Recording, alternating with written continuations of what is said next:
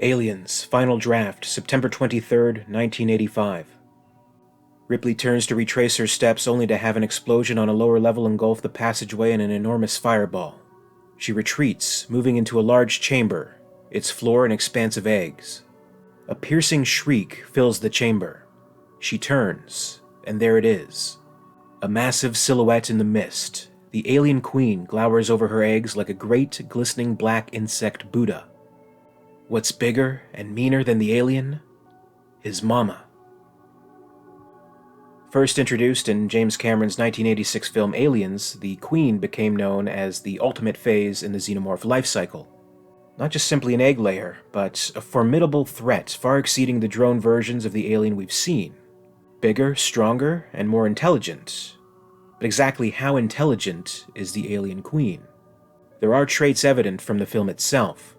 She is able to control the drones through some form of communication. We see her signals to the drones when Ripley threatens the hive with her weapons. The message is clear: stand down and don't attack this intruder. Not yet, at least. One of the most curious and most talked about moments with the Queen is her apparent ability to understand and operate the freight elevator that would bring her up to the landing platform in her pursuit of Ripley. It's a devious and frightening revelation, but very wisely on Cameron's part, it's not shown exactly what she does to get up there. There's a shot of the elevator, a shot of the Queen tilting her head, and we know exactly what's going on. Other possibilities of intelligence we can speculate when it comes to the Queen's actions.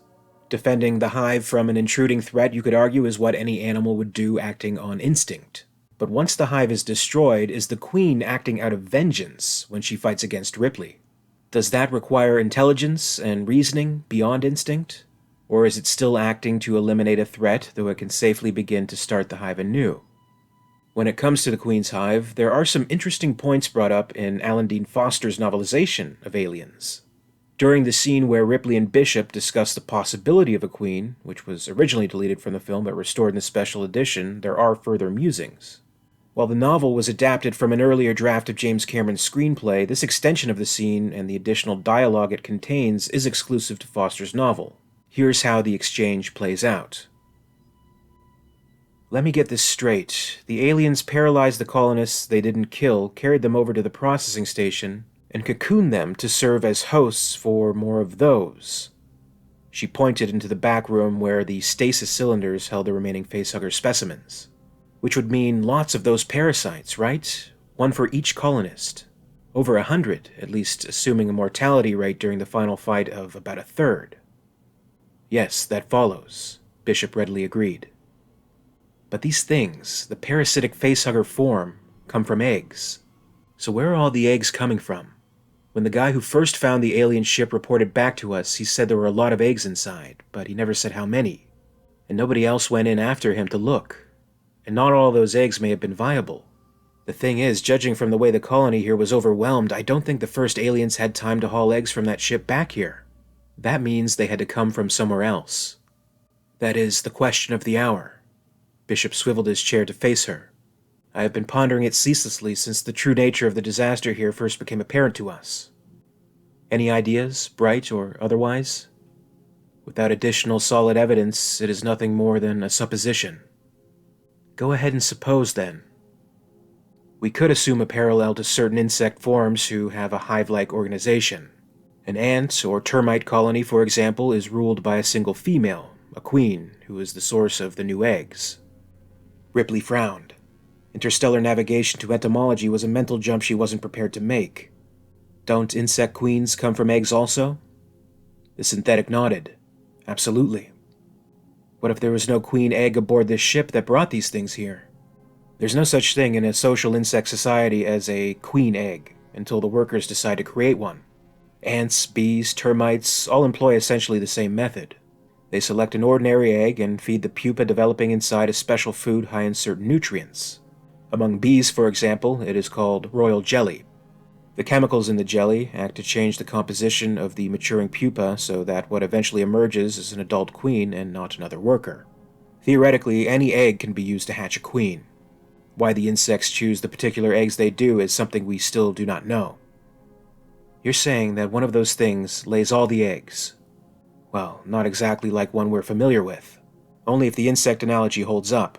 Assuming it does, there could be other similarities. An alien queen analogous to an ant or termite queen could be much larger physically than the aliens we have so far encountered. The termite queen's abdomen is so bloated with eggs she can't move by herself at all. She is fed and tended by the workers, mated to drones, and defended by highly specialized warriors. She is also quite harmless. On the other hand, a queen bee is far more dangerous than any worker bee because she can sting many times. She is the center of their lives, quite literally the mother of their society. In one respect, at least, we are fortunate that the analogy does not hold up. Ants and bees develop from eggs directly to larvae, pupae, and adults. Each alien embryo requires a live host in which to mature. Otherwise, Acheron would be covered with them by now. Funny, but that doesn't reassure me a whole lot. These things are a lot bigger than any ant or termite. Could they be intelligent? Could this hypothetical queen? That's something we could never decide back on the Nostromo. We were too busy trying to keep from getting killed. Not much time for speculation. It's hard to say. Bishop looked thoughtful. There is one thing worth considering, though.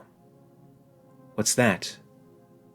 It may have been nothing more than blind instinct, attraction to the heat or whatever, but she did choose, assuming she exists, to incubate her eggs in the one spot in the colony where we couldn't destroy her without destroying ourselves, beneath the heat exchangers at the processing plant.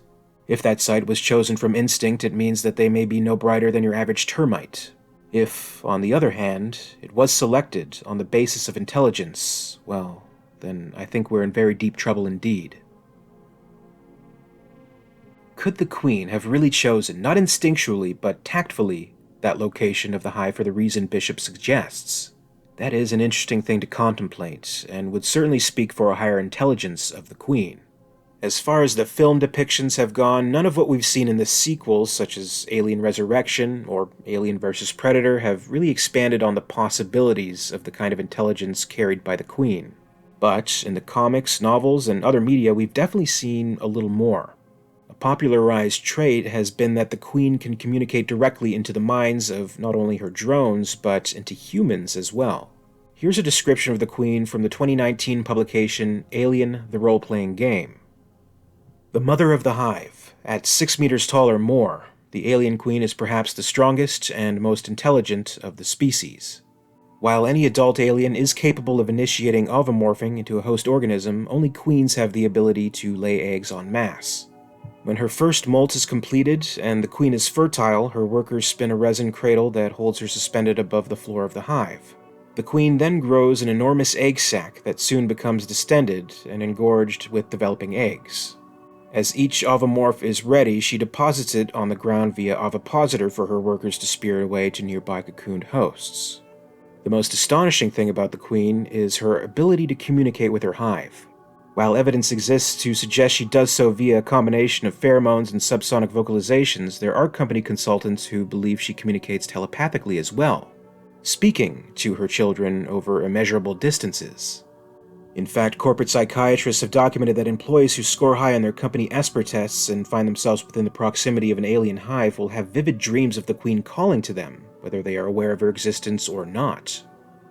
Additionally, professional dreamers seem to have a hard time producing after being exposed to an alien queen. Of course, this could simply be a form of PTSD, but it bears further investigation. The concept of the Queen having some kind of telepathic ability has been explored, notably as early as 1988 with the original Dark Horse Aliens comics, and even more so in their subsequent novel adaptations by S.D. Perry. In the novelization of Book 1, Earth Hive, during a time where humanity still had hope to contain the xenomorph outbreak on Earth, scientists were able to study specimens, including an alien queen. Dr. Arona, the scientific civilian advisor for the USCM, recorded his findings. Alien drones that were captured, a rare event, seem to have gotten a little brighter. The smartest could barely keep up with an average dog, insofar as intelligence was concerned. But the single queen, captured in a battle that destroyed half of San Francisco's downtown district, tested out to nearly 175 on the Irwin-Shatler scale.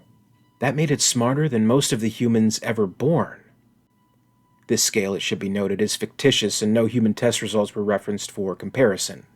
Exactly how much more intelligent the Queen is compared to humans based on this story remains unknown. But further tests on Queens depicted in Earth War, specifically the ones performed by General Spears, proved the Queen could be intimidated and understand cause and effect, but certainly could not be tamed or trained to carry out a human's will. Do you think the alien Queen possesses a high intelligence, even higher than a human's, as explored in these novels? Do you think that it could be a case-by-case basis? And generally, can it plan, plot, and carefully outwit its opponents? Comment below and share your thoughts. As always, I'd like to thank you very much for watching today. Please be sure to leave a like if you enjoyed this video, and be sure to subscribe to the channel to keep up with the latest videos, and even hit the notification bell if you're so inclined. My very special thanks today goes out to Brandon James, XenoShadowMorph, and XenoZip, Queen tiers of the Patreon Hive.